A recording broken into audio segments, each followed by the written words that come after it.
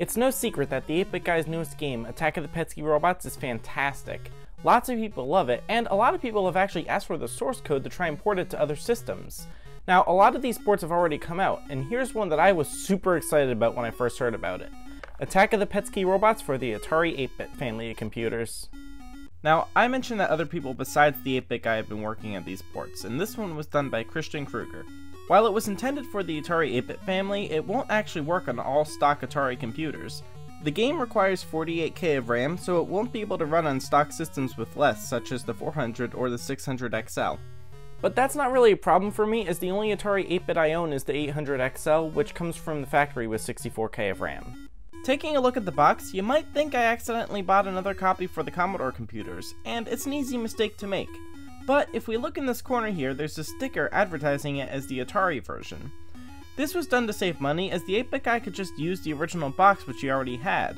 And I think this was a great idea, as a lot of software used to be sold this way, using the box for one version and just a sticker identifying which one it actually was. Inside the box, we find the game on a 5¼ inch floppy. This disc has a different sticker than the Commodore version, so you know which disc is which. Then, under that, we have the manual.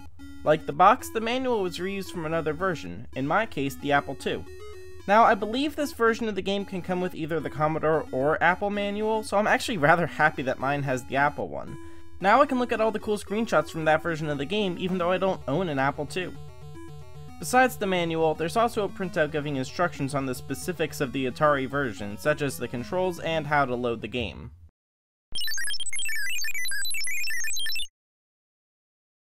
This version of the game plays exactly like the previous versions. It's an action puzzle game where you use a variety of weapons and items to find the best way to destroy the evil robots that have taken over human settlements.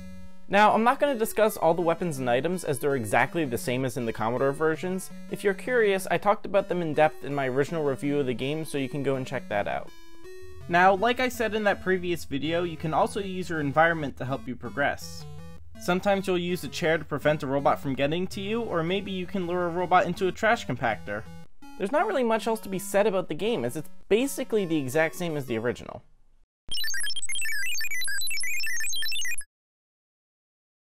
Now, the graphics in the Atari version are what really set it apart from the original. So first, the obvious. The game's in monochrome.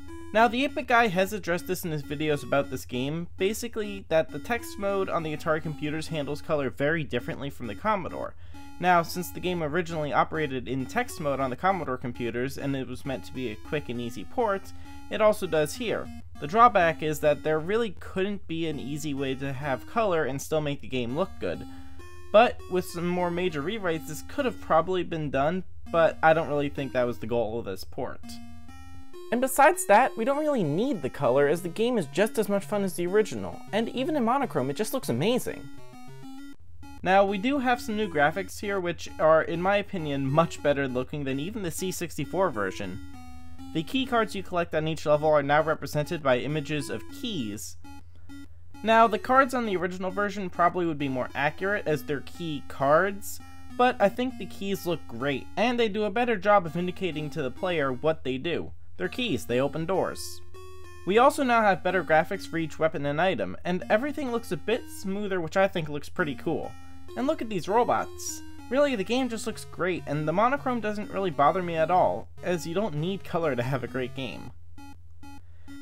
Actually, while I was editing this, the 8-Bit Guy released an update for this version of the game, which includes an update for the regular monochrome mode, and an entirely new color graphics mode. So, as for the monochrome mode, the player character was changed so you don't have these weird black boxes on the corners, and it looks way better this way, so I like this change. But the main attraction of this update is the new color graphics mode. This was programmed by Blair Wilson, and it looks great. The colors all look good together, and there are even a few little touches here and there which make it even better, like how these robots have a flashing spot which makes them seem more alive, or how the selector box is now a spinning dashed line. Now, because of how text modes work, the graphics do look a little bit less refined than a monochrome version. Everything looks a little blockier to me, and while this may reduce the amount of detail, the color more than makes up for it. Now, compared to the Commodore 64 version, it doesn't look nearly as good, but just looking at it for what it is, I love it. And combine the color with the Atari sound effects, and this version really is awesome.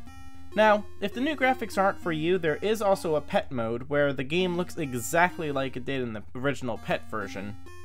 I don't really ever play in this mode, however, as I just love the Atari graphics.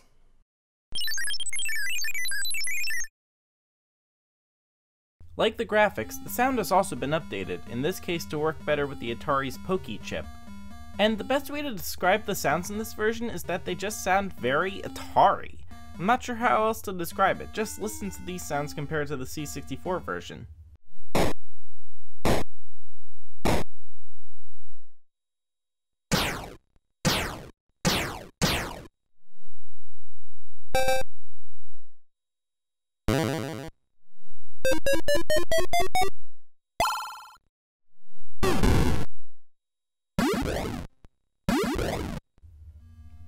See what I mean? I generally like the sounds in this version, except for the game over sound.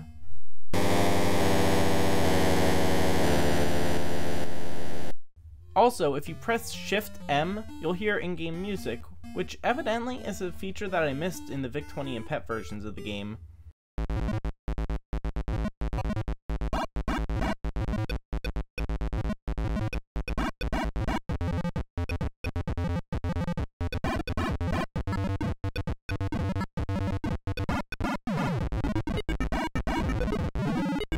And while I like the music, I definitely prefer the soundtrack on the C64 version.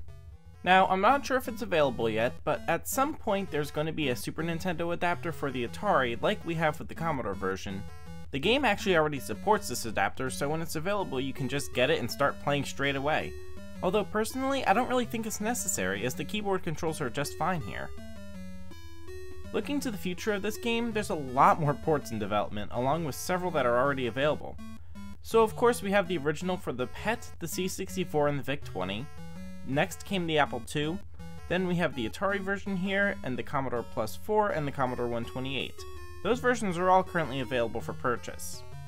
But there are also ports being worked on for the Commodore Amiga, the Nintendo Entertainment System, the Commander X16, the Super Nintendo Entertainment System, iOS, Android, Nintendo Switch, the Coco 3, the BBC Micro, the Apple II GS, MS-DOS, and even the ZX Spectrum. Yeah, that's a lot of ports, and I wouldn't be surprised if soon there were even more. Now, obviously I'm not going to be getting every port of this game, but I love that there are so many options for playing this, as it really gives everyone a chance to experience Attack of the PETSCII Robots. Personally, I love this port. The new graphics make this my favorite version of the game, even over the Commodore 64. Now, I may be a little biased as I generally prefer the Atari 800 over the Commodore, but even besides that, it's still a great game and I'm really excited for all the future ports. Thank you so much for watching. If you enjoyed the video, please leave a like and consider subscribing. Which versions of PETSCII Robots have you played, and which one's your favorite? Please let me know down in the comments. Well, until next time, so long.